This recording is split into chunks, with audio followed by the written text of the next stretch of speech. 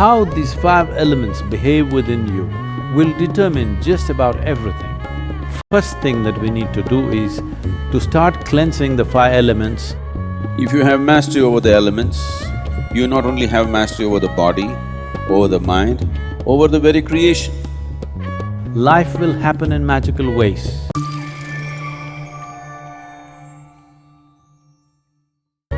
This body, this very earth, the universe and the cosmos, all are just a play of five elements.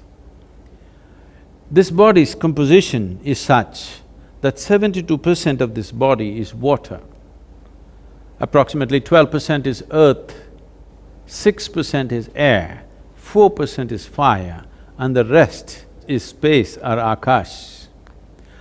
How these five elements behave within you will determine just about everything. Bhuta means element. Bhuta Shuddhi means to become free from the taint of elements or to cleanse the element. It means to become free from the physical nature.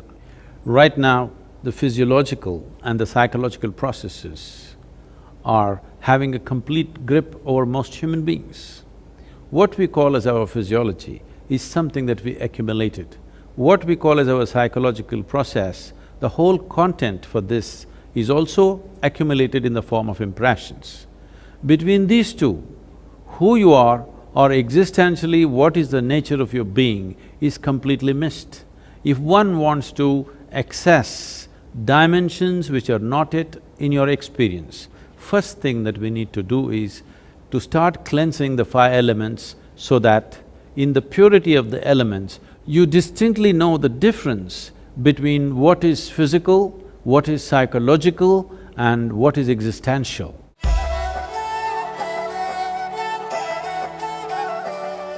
Among the five elements, water acquires the greatest significance because 72% of this body is water. If we take sufficient care about the water that we consume, not just in terms of its purity, it being bacteria-free and those kind of things, but the way the water is kept, in what kind of container you keep it, how you keep it, how you touch it, how you approach it. Because there is substantial scientific evidence today to show you that a thought, an emotion, a touch, these things can change the molecular structure of the water and can greatly alter the way water behaves within your system. So, one needs to understand, you are not dealing with a commodity, you are dealing with life-making material. Water is life.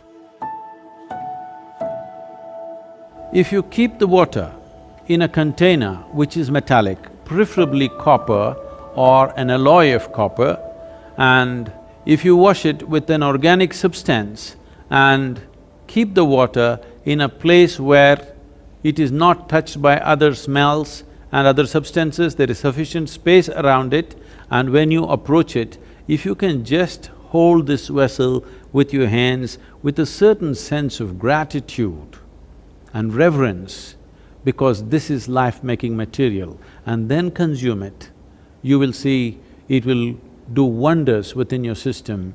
Healthfulness and equanimity will be a natural consequence of this.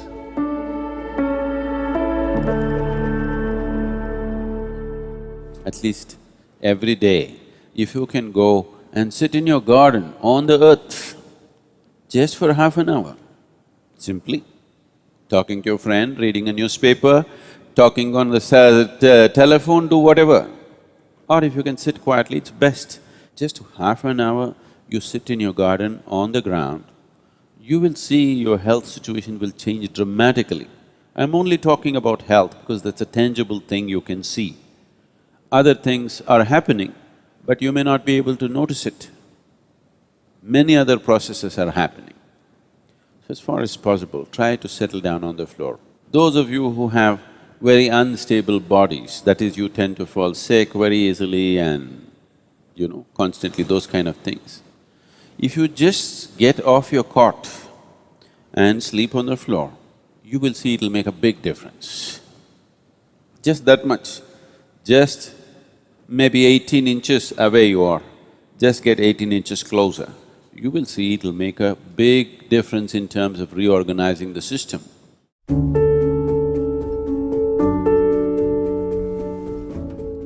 Though air represents only 6% of your body's elemental constitution, it is the most dynamic part of the element in terms of the transaction that happens on a minute-to-minute basis. What kind of air you breathe is definitely important and that's well known, but how you breathe and how consciously you breathe is equally important. Especially those of you who are living in large cities, take a walk in the park, along the lake or the river or whatever is available to you. Something natural to be in touch with nature and to do something where breath will be in a dynamic state. This is not just for aerobic exercise, because constant exchange of air is happening from within and without, and the very intelligence in the body will take care of this, that when it senses the air is pure and alive, the way the body breathes is different. So if you remain in pure air, it's important that you bring breath to a dynamic state with a certain activity. You don't have to do too vigorous an activity, just enough to see that you're breathing deep enough.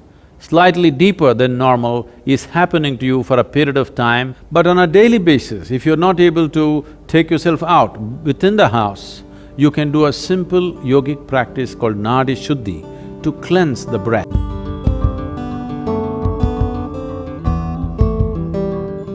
Fire accounts for 4% of your elemental makeup. If you wish to use fire, you can light a fire with an organic substance like straw or firewood without any oil and stand facing the fire with your hands open and keep your eyes open for 3 minutes, then stand with your back to it, exposing your spine for 3 minutes. This will cleanse your aura and bring about a new sense of resurgence in the system. This is to rekindle and reconnect the fire within with the fires outside. This is the basis of all fire-based rituals in the East.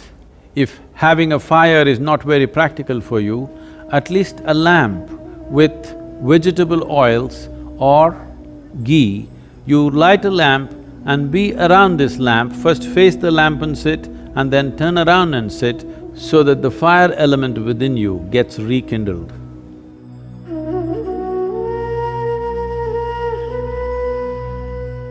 The fifth and the most expansive dimension of the elemental composition is Akash or etheric space. This has a certain intelligence.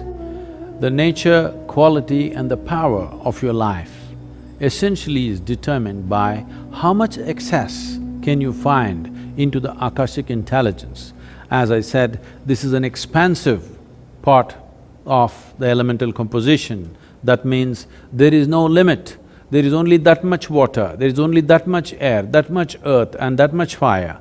But the Akashic dimension is a limitless possibility. If you find excess in a limitless manner, both your perception and intelligence can grow.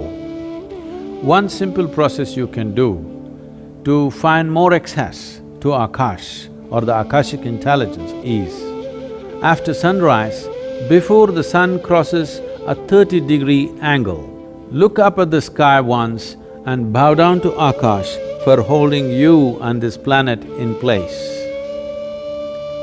After the sun crosses 30 degrees, sometime during the day, any time, look up and bow down again.